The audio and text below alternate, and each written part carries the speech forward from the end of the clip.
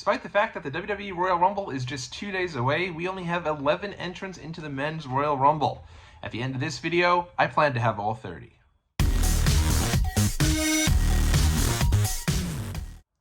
Kazuchika Okada, The Rock, MJF.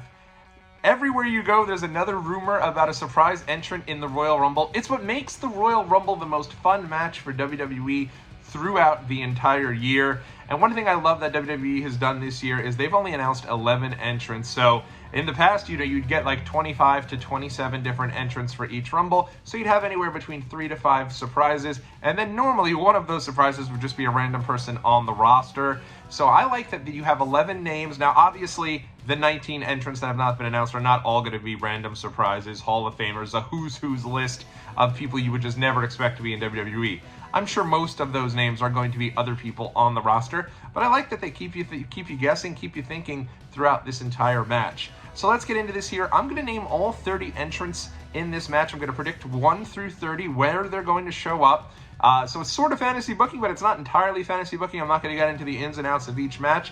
I'll let you at home fantasy book where I think things are going. And I'm not even going to predict who's going to win the match. I'm just going to give you all 30 entrants as to where I see this coming through. And I really, I worked hard on trying to figure out the names of people that I think are going to be a part of the list. After I give you my 30 names, I'll talk about some folks that I left out, and we'll go from there. So let's get things started right away with number 1. I'm going with Drew McIntyre. McIntyre's already been announced for the Royal Rumble. He's one of the big key cogs of finishing his story, so to speak, along with CM Punk and Cody Rhodes and Gunther and Jinder Mahal and everyone else who wants to finish their story.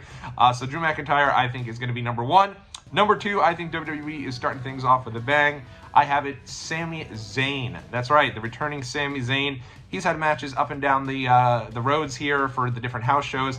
He's not injured. I think he's just taken some time off, and so I really expect Sami to return here. And what better time to have him return than number 2 against the man who took him out, Drew McIntyre. Number 3, I'm going to go with the Judgment Day's J.D. McDonough. Number 4, I'm going with the Alpha Academy has all 3 members represented in this match. I'm stunned by that. I'll get into why in a minute, really at the end here. But I'm going to go with number 4, Chad Gable. Shoosh, please. In comes Chad Gable. Number 5, representing the LWO, I'm going to go with Carlito. I feel like you need some sort of representation into the LWO, and I think it's a little too early for Rey Mysterio, so I think Carlito's the guy they're going to peg for that.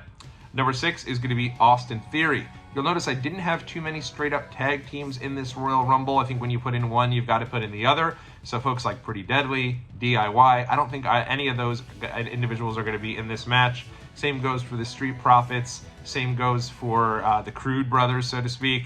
But I'm going to go with Austin Theory and Grayson Waller both in this match. And here at number 6, Austin Theory.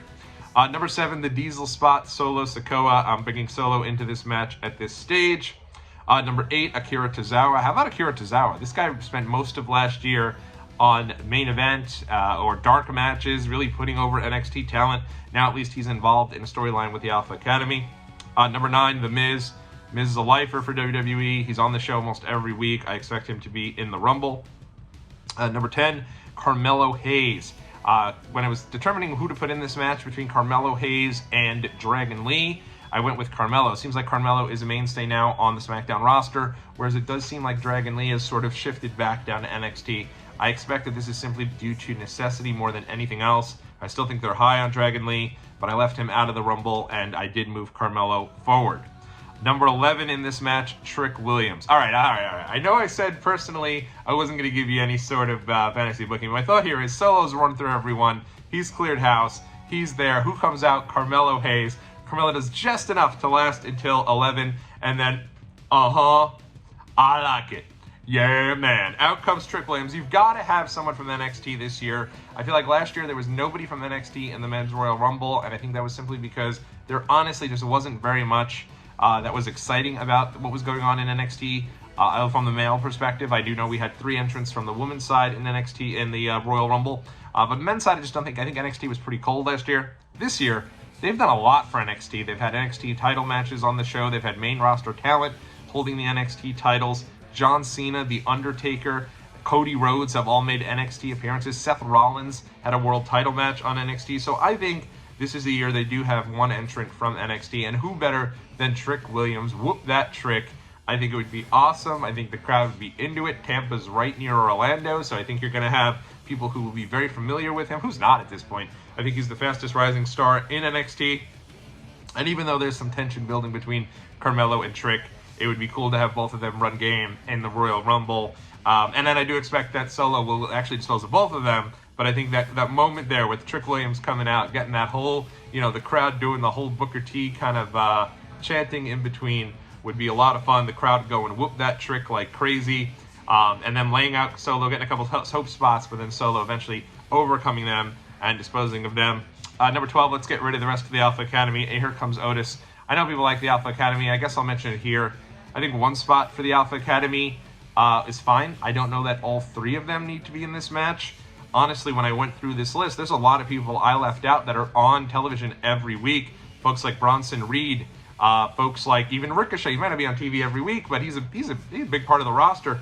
He's not in there, and it was because at the end of the day, there's only so many spots, and it's great that the depth of the roster is so big, but at the end of the day, I don't know that you needed 3 spots on Alpha Academy. That's just me. Number 13, now things start to pick up in my little rumble here. Here comes main event, Jey Uso. It's just me, Us, day one-ish. Jey comes out, followed, of course, by Jimmy Uso. You've got to have some little play there with Jey Uso, Jimmy Uso, the Bloodline. Everyone come together in the Royal Rumble. And then who should come out to even the side? Yeet! The main man himself, Cody Rhodes, number 15. So you've got Cody, you've got Jey, you've got Jimmy, you've got Solo, everyone in there.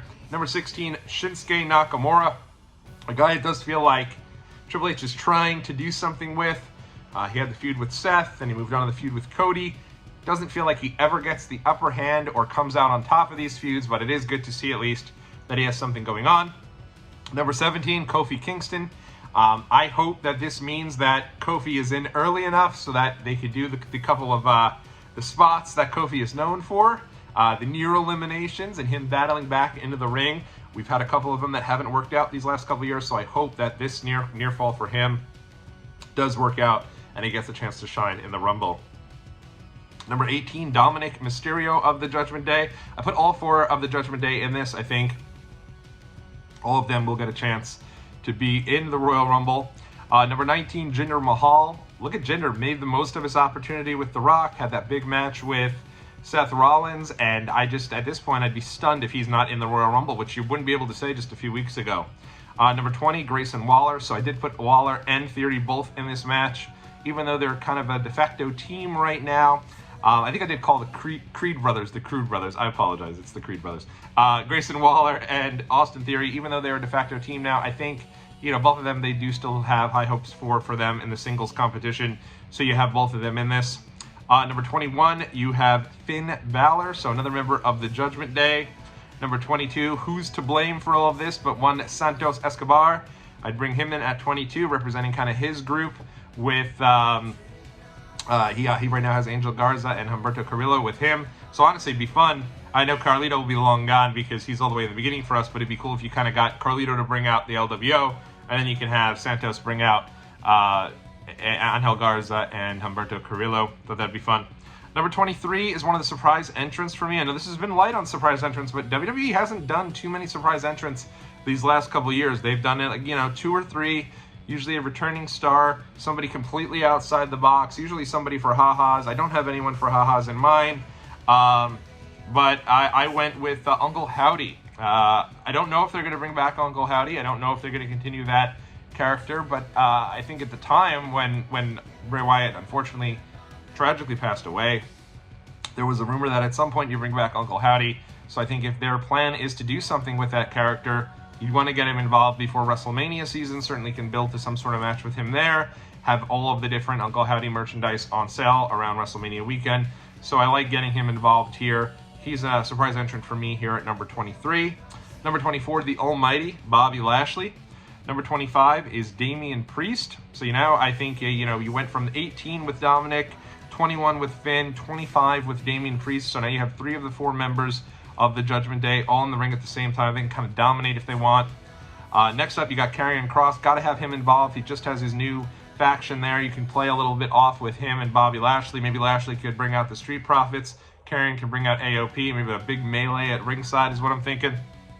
27, Gunther. I think Gunther is going to be a little later this year, and will certainly be there towards the end. Number 28, R-Truth. I think you want to have R-Truth involved with the rest of the Judgment Day. And the guy literally was in the middle of a main event, including members of the Judgment Day, just a couple days ago on Raw. So clearly I think they're going to want to have him involved as well. Number 29, Omos. I think you don't want to leave this to the number 30 and have it be somebody who's a surprise, because if you do that, I think people will start to think it's The Rock and be disappointed if it's not. So I think you set it up to where number 30 is obviously CM Punk. People are excited to see him, and he comes in at number 30. So those are my 1 through 30. I'll run through them real quick to you. Number 1, Drew McIntyre. 2, Sami Zayn. 3, JD McDonough. 4, Chad Gable. 5, Carlito. 6, Austin Theory. 7, Solo Sikoa. 8, Akira Tozawa. 9, The Miz. 10, Carmelo Hayes. 11, Trick Williams. 12, Otis. 13, Jey Uso. 14, Jimmy Uso. 15, Cody Rhodes. 16, Shinsuke Nakamura. 17, Kofi Kingston. 18, Dominic Mysterio. 19, Jinder Mahal. 20, Grayson Waller. 21, Finn Balor. 22, Santos Escobar. 23, Uncle Howdy. 24, Bobby Lashley. 25, Damian Priest. 26, Karrion Kross. 27, Gunther. 28, R-Truth. 29, Omos. 30, CM Punk. And again, you talk about the depth of the rosters within WWE. I couldn't put in any tag teams because I figured that would take up 2 spots. I couldn't put on any other faction other than the Judgment Day, who's been such a pivotal part of Raw, because I figured that would take up 3 spots. So that's why I have a lot of guys, the leader of each faction coming into the ring and bringing maybe with them those 2 or 3 guys there on the side, so at least they're able to get seen and able to get celebrated, but are not going to actually be participating in the Royal Rumble. So yeah, there's a lot of folks that I did leave out. Let me know what you think. You'll also notice there's no one working double duty. Kevin Owens and Logan Paul are left alone, and all 4 in the Fatal 4-Way, LA Knight, Randy Orton, Roman Reigns, and AJ Styles are all left alone. I'm not convinced that's not going to main event the show, so I didn't want to have anyone do double duty there. Anyway, that's my list, 1 through 30. Let me know what you're thinking about and where you're excited for this year's Royal Rumble. And let me know who you think is going to win. Keep it locked right here to Watch Along Wrestling. We'll be back with our predictions for the show here before the end of the week. Thanks so much, everyone. Have a great day.